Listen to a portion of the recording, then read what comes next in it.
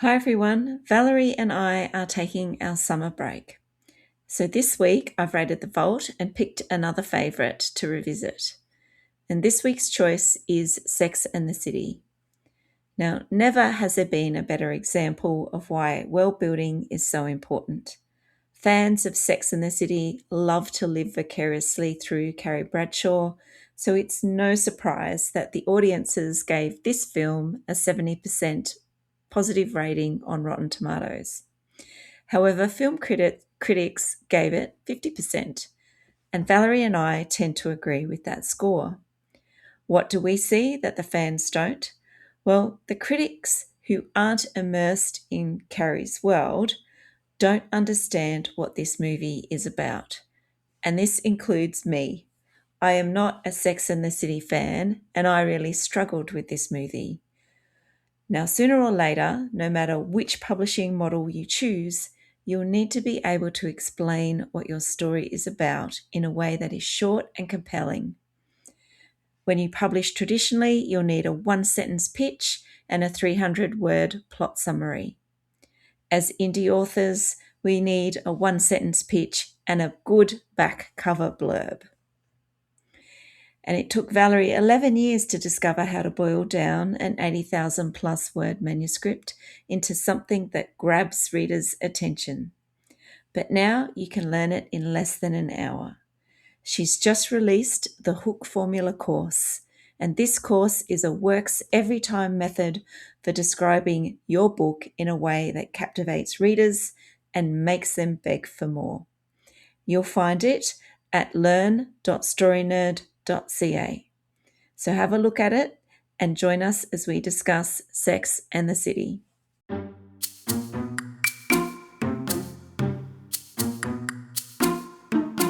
If you want to write stories your readers will love, there are 3 things you need to do. Understand storytelling principles, see how other writers have applied those principles, and then use them in your own work. Here on the Story Nerd podcast, our goal is to demystify story theory. We'll help you with the first 2 steps so that you can get started with the third. I'm Melanie Hill, writer, editor and poet, and I have a passion for spy stories, fairy tales and master detective novels. And I'm Valerie Francis. I'm a writer and literary editor, and I focus on stories by, for, and about women. On today's episode, Valerie pitched Sex in the City so that we can study cast design. This 2008 film was directed by Michael Patrick King from a screenplay by Michael Patrick King and based on a newspaper column by Candace Bushnell. Of course, there will be spoilers because we can't talk about the movie without talking about the movie, and there'd actually have to be something to spoil. And please help other writers find our show by leaving a rating and review. For Apple Podcast listeners, you can do it right from your phone. Simply go to the show's landing page and scroll down to the bottom. It's that simple. All right, Valerie, I'm just going to hand over to you for Sex and the City. I was expecting you to say, all right, Valerie, explain yourself. I was going to do that, but I thought that would be unfair. All right. Listen, I chose Sex and the City because I thought it would be a good example of cast design, obviously. I've seen a couple of the episodes of the show, but not that many. Although everyone kind of knows what Sex and the City is. It's sort of floating out there in the zeitgeist. And I had actually seen this movie before, although I'd forgotten that I'd seen it because it's pretty forgettable. So obviously I knew the basic premise of the show and who the main characters were, but I mean, that's kind of it. And the good news is that it actually is a good example of cast design. The bad news is that there's not much of a story here, and as a result, the movie drags on and on and on and on. Holy macaroni. All right. In addition to being a good example of cast design, it's also an example of conventions. Now, maybe not genre conventions, but franchise conventions. In season 4, we looked at Skyfall, and one of the comments I made then was that it had all the conventions of a James Bond movie. In other words, It had all the conventions of the franchise, and that's a good thing. Fans come to a new story in a franchise with certain expectations, and our job as writers is to meet those expectations. It's just like if you go to a rock concert, right? You want the band to play the hits. Sure, they can add some new stuff, that's not a problem, but you shelled out all that money to hear them play their hits. Likewise, if you're going to a James Bond movie or a Sex and the City movie, you expect to see certain things. So, for Sex and the City, you expect voiceover, lots of fashion, lots of dining scenes, plenty of scenes with all four friends together, and you expect each of them to have their own storylines. Although Carrie is obviously the main protagonist, and you expect sex. It is Sex and the City, after all. In season 2, we looked at Death on the Nile, and I spoke extensively about how Kenneth Branagh has ignored the conventions of a Hercule Poirot mystery, and it doesn't work. Worse, it's incredibly irritating for fans of Poirot like me. So, gold star to the filmmakers for giving the audience exactly the kinds of things that we expect from the Sex and the City universe. It's a fun world to hang out in. It's a very glossy view, an idealistic, an idealized view of what it is like to be single in New York. But it's not real. It's really not real. These are women who seem to have a never ending supply of money and free time and social activities and clothes and shoes. This is pure escapism. And if we think back to the work Melanie did on world building, this is a version of New York City that is totally different than the versions we saw in Big or Fatal Attraction or Can You Ever Forgive Me? So that was interesting as well. Here's the same city, but it's presented differently. So that was fun to see. I just would have liked a story, a proper story. This movie does miss many of the basic storytelling principles, and unfortunately, it shows. And that's why the movie drags. And that's the kind of reaction that your reader will have if your book or your screenplay is missing the basics. They won't know that that's the problem. They'll just know that they're bored or that the story seems to drag on. They'll put your book down and they won't pick it back up. It's not their job to know why it isn't working. It's just their job to read it if it's enjoyable to them and put it down if it's not. Alrighty, so cast design. Melanie, as God is my witness, when I chose this movie, I had no idea that there are already dozens of articles and videos examining the four characters and how Charlotte, Miranda, and Samantha are aspects of Carrie's character. I did not know that.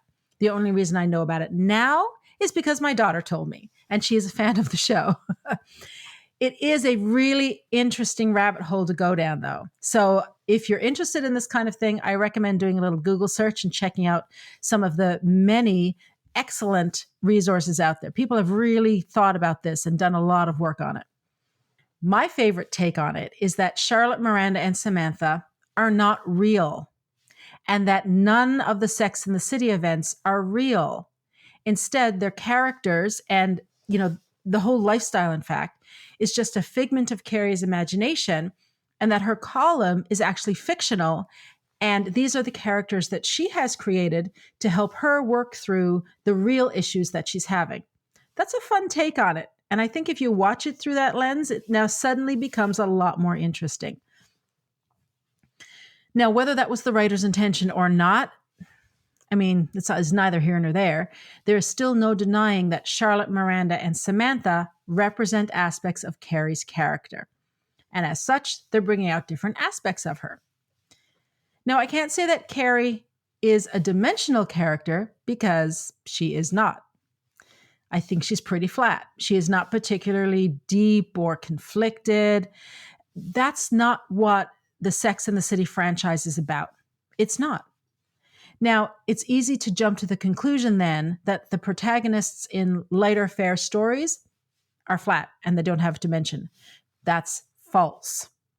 Likewise, it's easy to assume that the characters in comedies are flat. That is also false. In my opinion, every character in every story, regardless of genre, should have dimension. Now, yes, there are plenty of examples where the protagonist is flat, and those tend to be plot driven stories or external genre stories. But that's not to say that every plot driven story or external genre story has a flat protagonist, not by a long shot.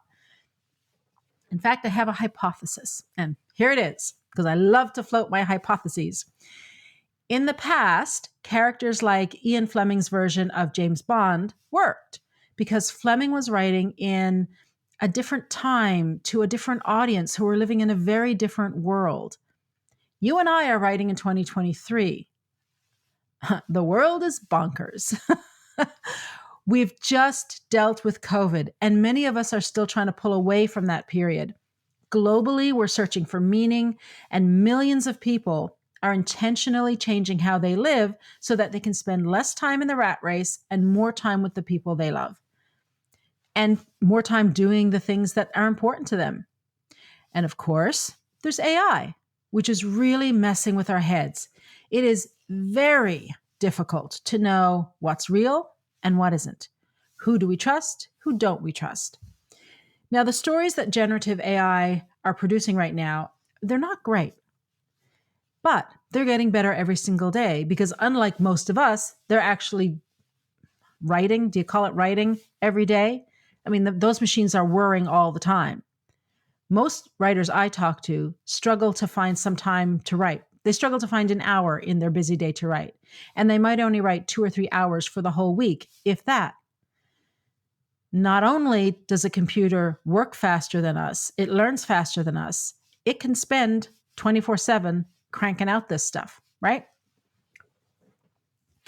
So even though the stories they're producing right now aren't great, they will be. They will eventually be able to churn out a decent, maybe not innovative, but a decent plot-driven narrative with flat characters that compete with many of the stories that are on the market right now, even big franchises like James Bond. So if your characters are all flat and you're relying on plot twists to make your book a success, I think you might be in trouble. I think AI will overtake you.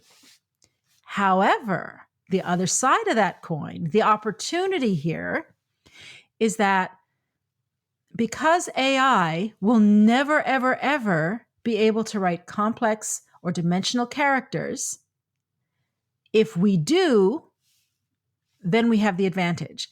And the reason AI will never be able to do that is because it requires an understanding of what it means to be human. AI will never, ever, ever, ever, ever be able to understand what it means to be human. It will always be Pinocchio hoping it can be a real boy someday. It will always be the android Data from Star Trek: The Next Generation, hoping it can be human. It will never be human. We will always be human. So it's our humanity that's going to give us the edge here. So if we want to have a career in this increasingly competitive world of generative AI and the yet again, new form of publishing, we've got to write stories with complex characters that resonate with readers at a human level. Now, there is something about Sex and the City that tapped into the psyche of its audience. And I think it is the fantasy of that world being real. I think what people love about this is that it's a pure escapism. And if you take it too seriously, it becomes pretty irritating. But if you allow yourself to just get lost in the fantasy, then it can be enjoyable. There is a part of all of us that wishes we had the kind of discretional income that Carrie has. Now, we might not want to spend it on clothes and accessories, but we all have hobbies and passions and things that we would do if we didn't have to worry about, money and paying the bills and feeding the children and all that kind of stuff. I mean, if we want to impose reality on it, Carrie writes for a magazine. Like, how many magazines are there even left anymore to write for, first of all?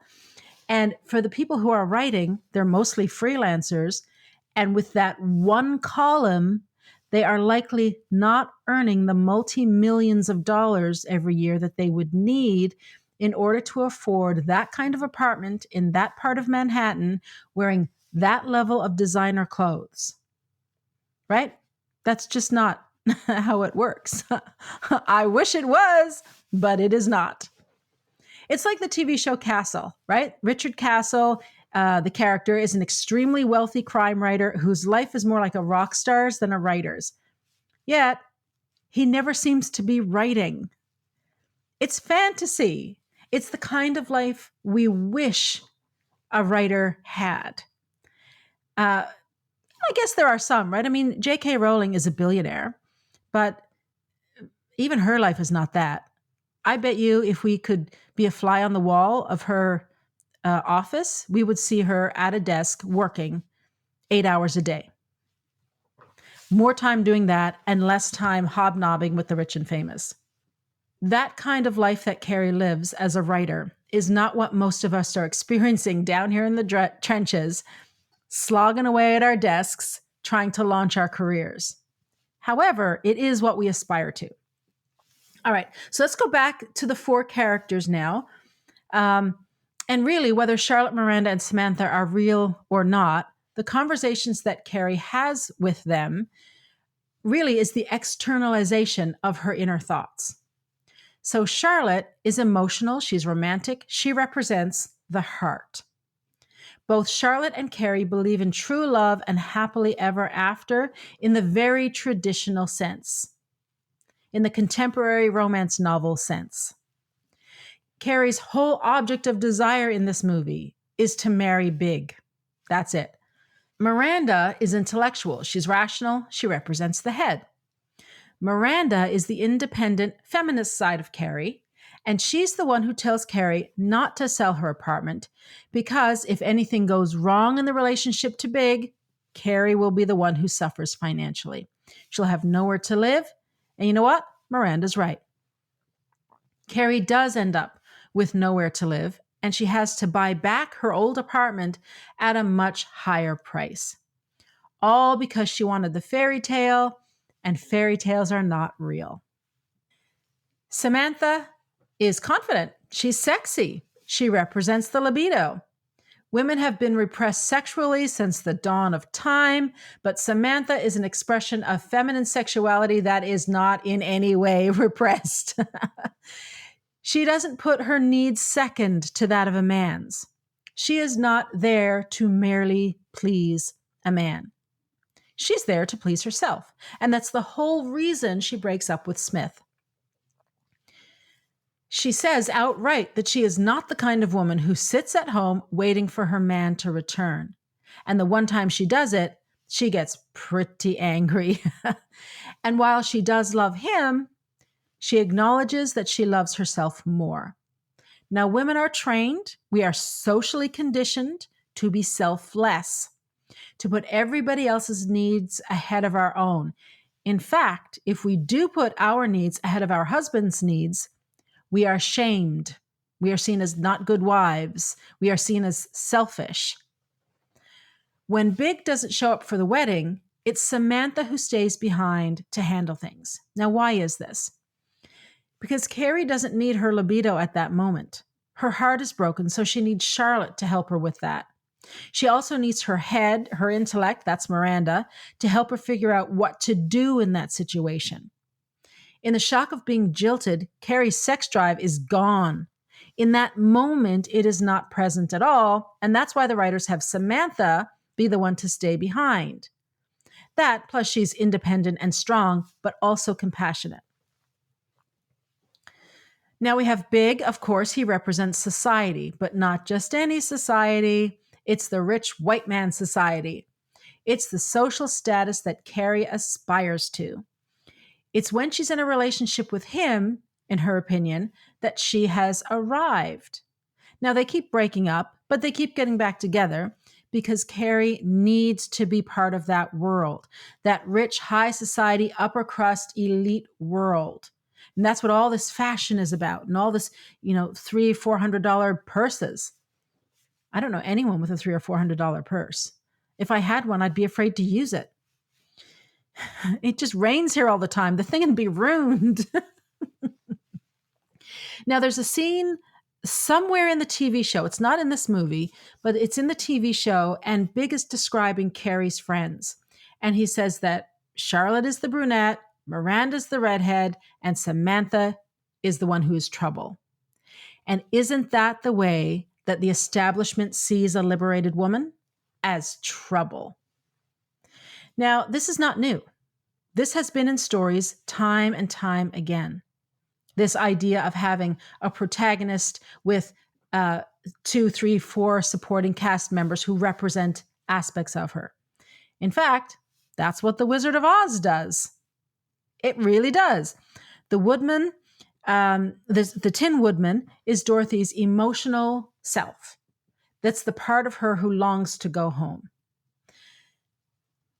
The lion represents Dorothy's courage as she finds the courage to keep going in the face of all these obstacles and antagonists that she has to face.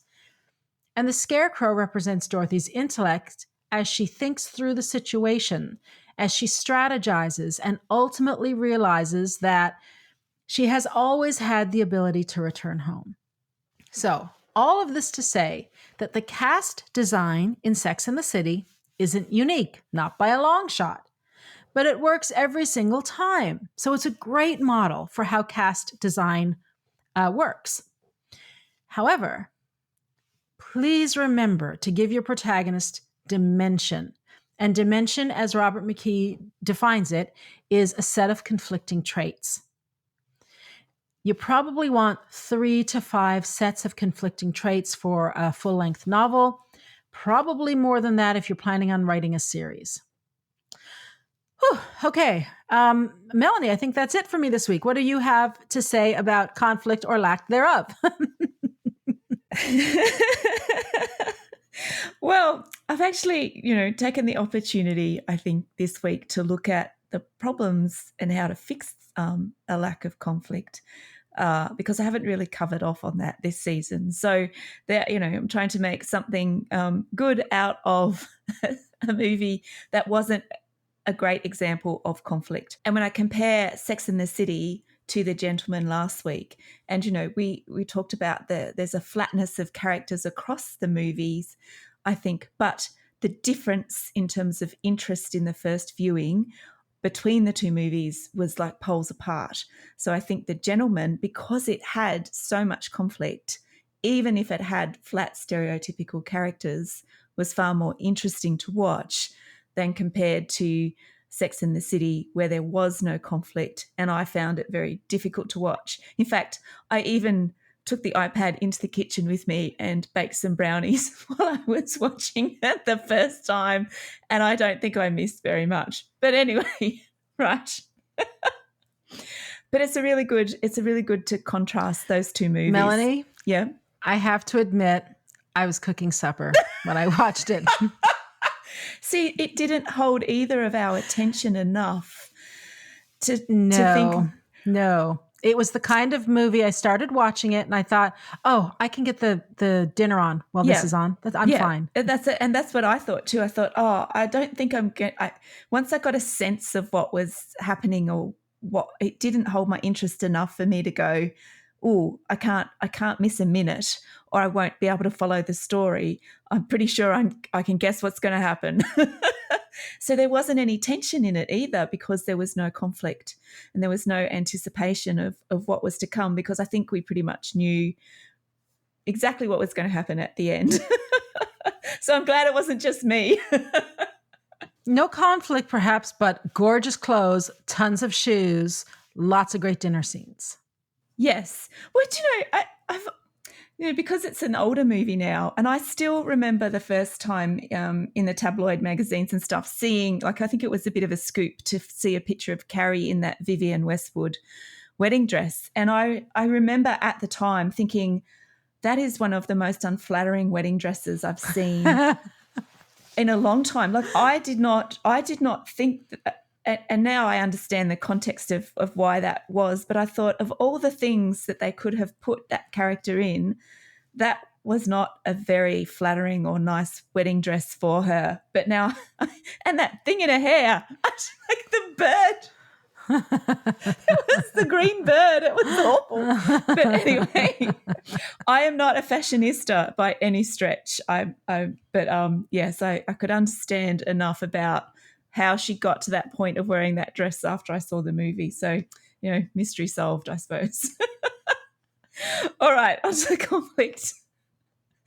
So this season, I've been looking at how conflict is created by characters having goals and stakes, and also the forces of antagonism. And I really do believe that this is a great formula to help us dig deeper into what happens when a story lacks one or more of these elements. Now, when we studied Little Women a few weeks ago, I did say that the first half of the movie didn't have much conflict. And it was because Jo didn't have an object of desire or a goal at that point in the movie. But as soon as she got a goal and something was at stake for her, the movie became more interesting. And as you can tell, I think Sex and the City, the movie, suffers from a lack of conflict throughout the whole movie and for every character.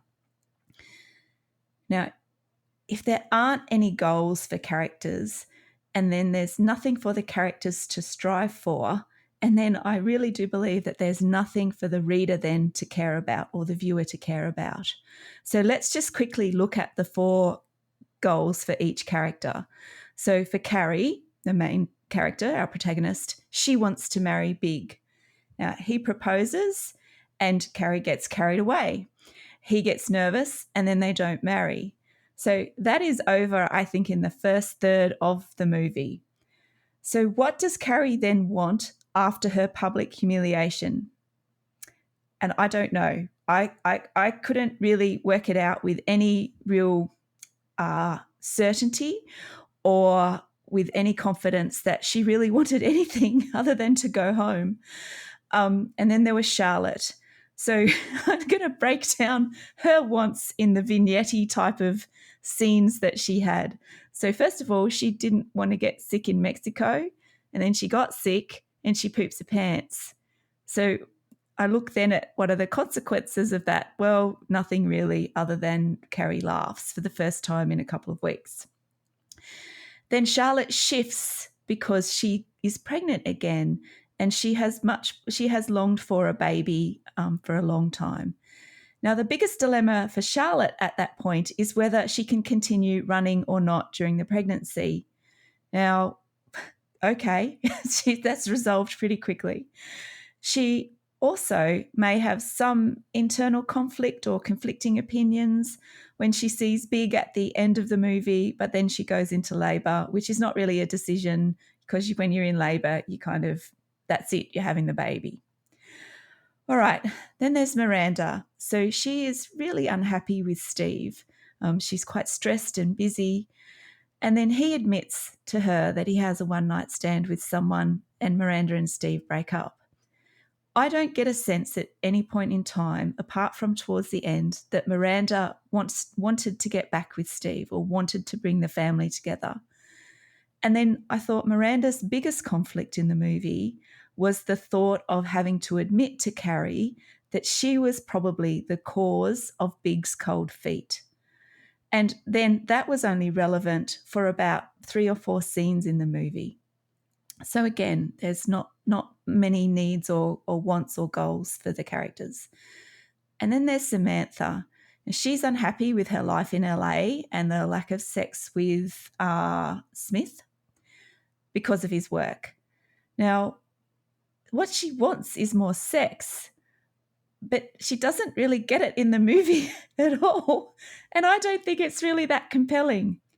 But Samantha, like I said, doesn't get what she wants, but she does get to move back to New York City, which I think is part of her object of desire. But again, it's not really clear because she does spend a lot of time flying back to New York anyway, but then she moves back. So I suppose that's okay.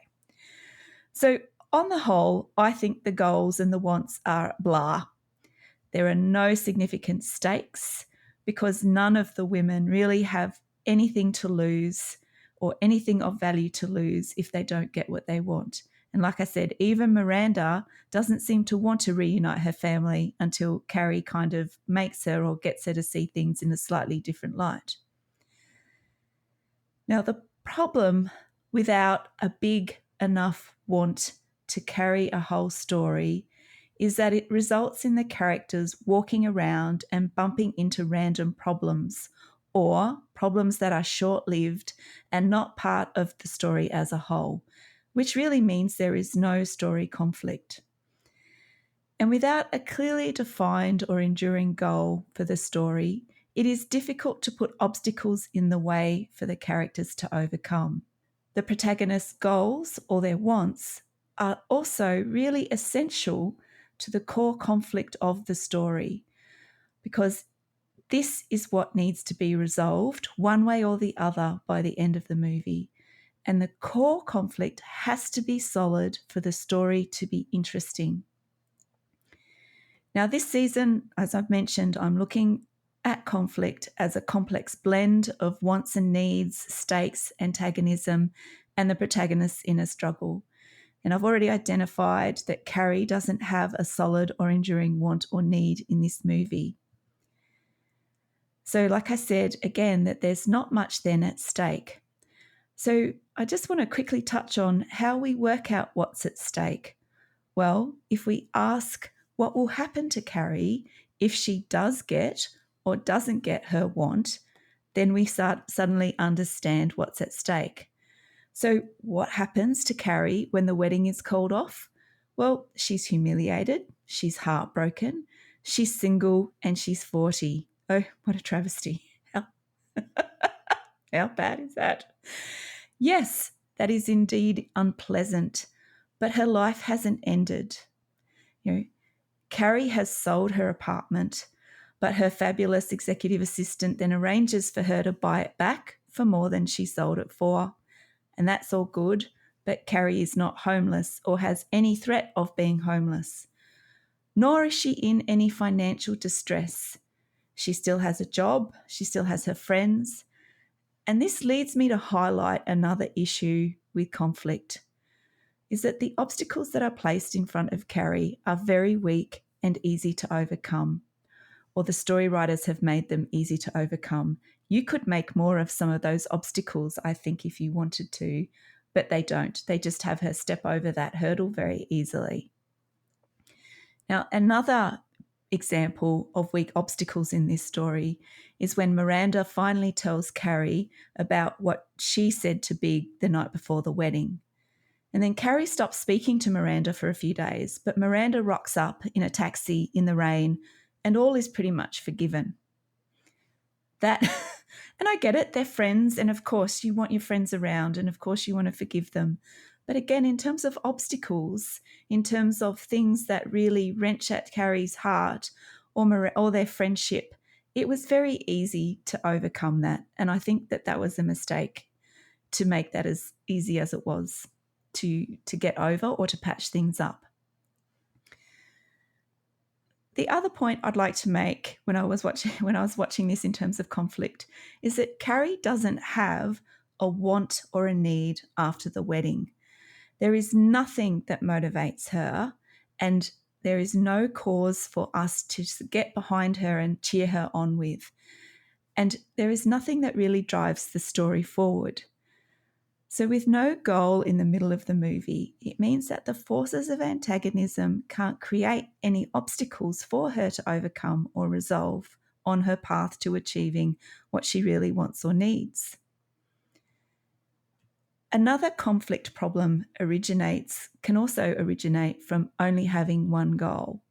Now, again, Carrie only has one goal for the movie, and this means that there is only one clear path for her to get what she wants.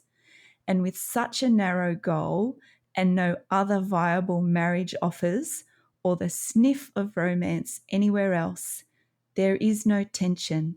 There is no anticipation for what's to come at the end of the movie. And I genuinely think that this is the one movie where dramatic irony removes all the tension, because we know what Miranda said and we know that the impact her words had on the wedding, But this leads to only one possible outcome. Miranda must tell Carrie, and Carrie then must go and see Big because she works out what's happened. So the conflict problem of only having one goal leads to only having one choice. And speaking of choices, that's another area to investigate if you think your story lacks conflict. The protagonist must make choices about how to get what they want or achieve what they need. Those choices must force the protagonist to make a best bad choice or make a choice about irreconcilable goods. This creates tension in the character and in the viewer, and there is anticipation about the decision the character will make. And it will also reveal who the character is or what they really stand for. So it does a lot of work by having your characters make difficult choices. Now, the choices don't have to be serious, but they do have to have consequences that lead the characters away from or towards their wants and needs. Now, there are ways to fix a lack of conflict. And one of the methods we saw in No Way Out was by using 3 characters with conflicting objectives in a scene as well as a whole story and moving that around. So if you want to find out more about that, then please go back and listen to our episode on No Way Out. And I do think that The Gentleman, the movie we watched last week or analysed last week, provided a slightly different example of how to fix conflict or how to present conflict in your story. Now, Mickey's want is very clearly stated at the beginning, and then everything in the movie was focused on Mickey getting what he wanted without knowing exactly who was driving the antagonistic forces behind the scenes. Now, the obstacles came from different sources, so this also made the conflict very interesting. And in my opinion, as you can already tell, I found that far more enjoyable than Sex and the City from a conflict point of view. Now, some other ways to create interesting conflict, and these are detailed in Janice Hardy's book, Understanding Conflict, and I'll just quickly list some of these off, is you should make or consider asking the protagonist to go against a personal belief. You can make the protagonist face a choice that they don't want to make. You can force the protagonist to make bad choices. See how decision making is coming into creating conflict all the time. You can make the protagonist face an impossible choice. You can let the protagonist fail. You can force the protagonist to do something that they'll regret. You can force the protagonist to address an issue that they've been avoiding. And you can also let someone or an obstacle or a force of antagonism actively prevent the protagonist from getting or doing what she wants. Now, ultimately, Sex and the City, I think, suffers because there isn't a core conflict in the story. The biggest takeaway is that you must get the core conflict of your story straight. The core conflict is the main problem at the centre of the novel or the movie in this instance. And then you need to make sure that the obstacles and antagonists are trying to stop the protagonist. You force the protagonist into making decisions and then make what's at stake obvious. Sex and the City, I think, also suffers from the same problem as Little Women, where the core of characters are well known and loved, and their stories are also well known, and this makes it difficult for the writers to move away from a formula that fans love. And I think Valerie really touched on that earlier when she was talking about the conventions of that series and meeting those viewers' expectations. Now, the Sex and the City movie, I think, is quite episodic in its structure, and that could be because it's kind of a little bit of a multi-plot story with each of the characters having their own storyline. And this left me with the same feeling of having a vignette style of storytelling, the same sort of feeling I had when I watched Little Women. So from a story perspective, Sex and the City had quite a few problems, but one of the biggest was really a lack of conflict. And if you want to see, I think it's a really good example of what happens when you don't have conflict. I'm really sorry. All right, that's enough said. Valerie, what is the action step for today? All right, I'll get hate mail this week. Yeah, maybe.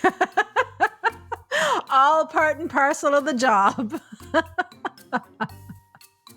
All right, so I want everyone to look for other examples of stories with a protagonist and 2 or 3 or 4 supporting characters, and examine how the supporting cast represents aspects of the main character. All right, well, that wraps it up for this week. Join us again next week when we discuss Love, Simon. To support the show, please leave us a rating and review and tell your writer friends about us. For access to writing templates and worksheets and more than 70 hours of training, subscribe to Valerie's Inner Circle by visiting valeriefrancis.ca/inner circle and follow her on X, Instagram and Threads at Valerie_Francis. If you'd like to get my tips about books to help you read like a writer, visit me on Facebook and Instagram under Melanie Hill Author, or find out more about me at melaniehill.com.au. And remember, story theory doesn't have to be difficult. It's a tool to help you write more, not less. So take it one step at a time and have fun.